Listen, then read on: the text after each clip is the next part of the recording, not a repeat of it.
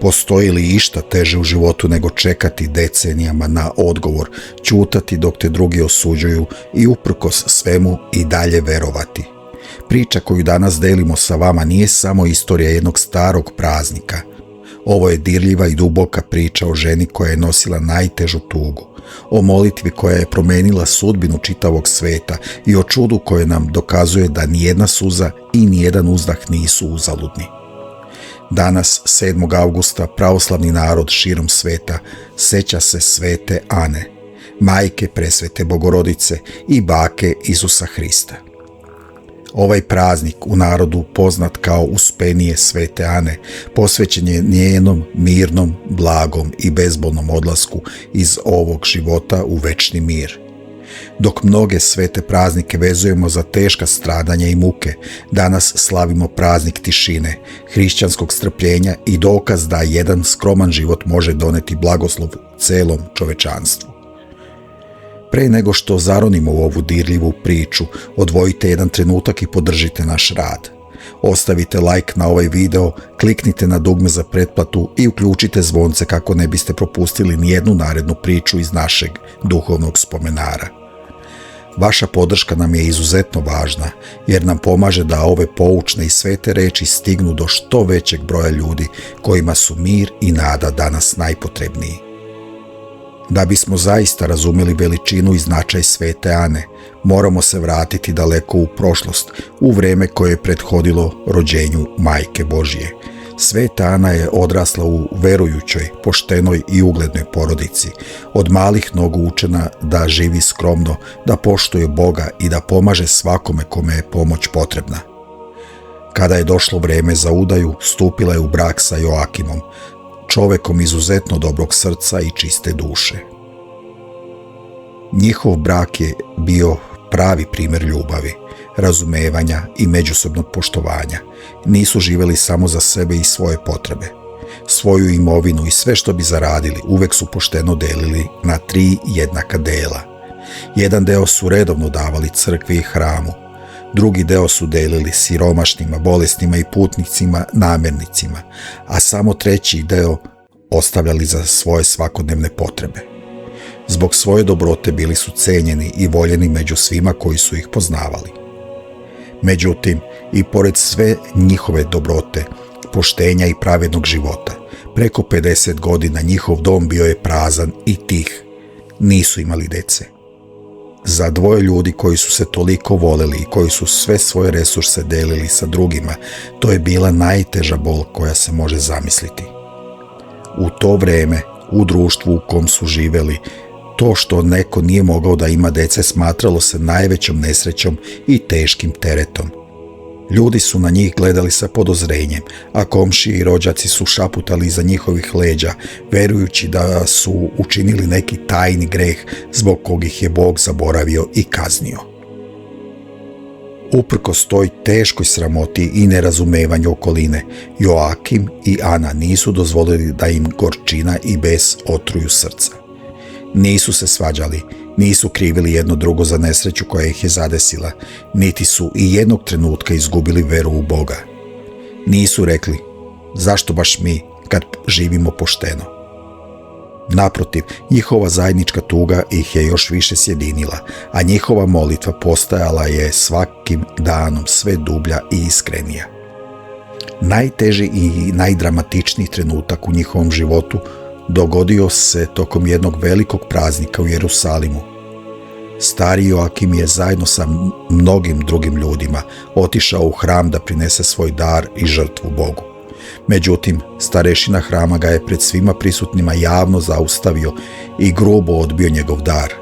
Rekao mu je pred masom naroda da čovjek koji nema potomstva nema pravo prvi da prilazi oltaru i prinosi darove, jer nije ostavio potomka u narodu. Ove surove reči pali su kao najteži udarac na srce starog Joakima. Ponižen, slomljen i preplavljen stidom, nije imao snage da se vrati kući i da svoju tugu prenese na svoju ženu Anu. Otišao je sam, daleko u pustinju, među svoje pastire. Tamo je u samoći proveo 40 dana i 40 noći u strogom postu i neprestanim suzama, govoreći sebi da se neće vratiti kući niti jesti hleba dok mu Gospod ne pošalje neki znak. Kada je sveta Ana saznala šta se dogodilo u hramu i da joj je muž nestao u pustinji, njeno srce se potpuno slomilo. Osjećala se krivom za njegovu javnu sramotu i za njegov odlazak. Otišla je u svoju baštu, sela u hlad ispod jednog drveta i podigla oči ka nebu.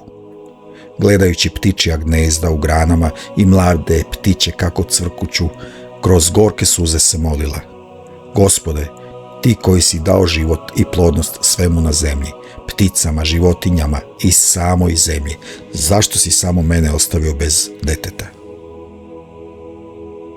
I upravo tada, u tom trenutku najvećeg beznađa, kada su oboje već bili u dubokoj starosti i kada je iz ljudske perspektive sve bilo potpuno nemoguće, dogodilo se čudo. Svetoj Ani u bašti, a u isto vrijeme i starom Joakimu u pustinji, javio se anđeo Božji prekriven nebeskom svetlošću. Preneo im je radosnu vest koja će promeniti istoriju. Vaša molitva je uslišena, rodit ćete kćer kojoj će se obradovati ceo svet i kroz koju će doći spasenje svim ljudima. Preplavljeni neopisivom srećom i zahvalnošću, požurili su u susret jedno drugom. Sreli su se na ulazu u Jerusalim, gde su se sa suzama radosnicama zagrlili, znajući da je njihova patnja konačno završena. Ubrzo nakon toga, po Božjem obećanju, Ana je začela i rodila devojčicu kojoj su dali ime Marija. Njihovoj sreći nije bilo kraja. Kada je mala Marija napunila 3 godine, roditelji su ispunili svečano obećanje koje su dali u danima tuge. Odveli su svoje jedino, najdraže i dugo čekano dete u hram u Jerusalimu i tamo je posvetili Božjoj službi. Iako im je razdvajanje od deteta palo izuzetno teško, njihova zahvalnost prema Bogu bila je daleko veća od svake lične vezanosti. Nakon što su ispunili svoju dužnost, Joakim i Ana su nastavili da žive mirno, skromno i povučeno. Prema starim zapisima, pošteni Joakim se upokojio u 80. godini života. Nakon njegove smrti sveta Ana je prešla da živi u Jerusalim, kako bi bila blizu hrama i blizu svoje kćeri. Ostatak svojih zemaljskih dana provela je pomažući drugima, hraneći siromašne i provodeći vreme u tihoj molitvi. U svojoj 79. godini života sveta Ana je mirno, tiho i bez ikakvih bolova zaspala u Gospodnjoj milosti. Njen odlazak sa ovog sveta nikada nije bio dan žalosti, već dan kada slavimo snagu vere koja pobeđuje sve ljudske prepreke i nemogućnosti. Ona nam je svojim životom dokazala da ono što ljudima deluje potpuno nemoguće, uz strpljenje, čisto srce i veru postaje moguće. Priča o svetoj Ani nosi izuzetnu važnu i snažnu poruku za sve nas. Živimo u brzom vremenu kada svi tražimo instant rješenja i kada nam vrlo lako nestane strpljenja u prvim životnim iskušenjima. Sveta Ana nas uči da nijedna suza, nijedna borba i nijedna iskrena molitva nikada ne ostaju zaboravljene.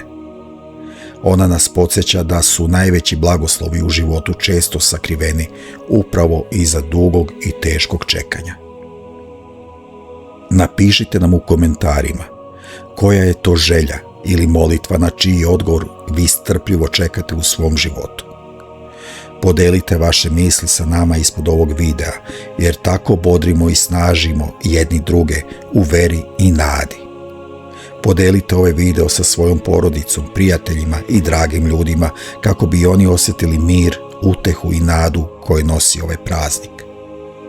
Neka vam današnji praznik Uspenija svete Ane donese mir u duši, snagu u svim životnim iskušenjima, nepokolebljivo strpljenje i nebeski blagoslov u vaš dom i vašu porodicu. Želim vam svako dobro.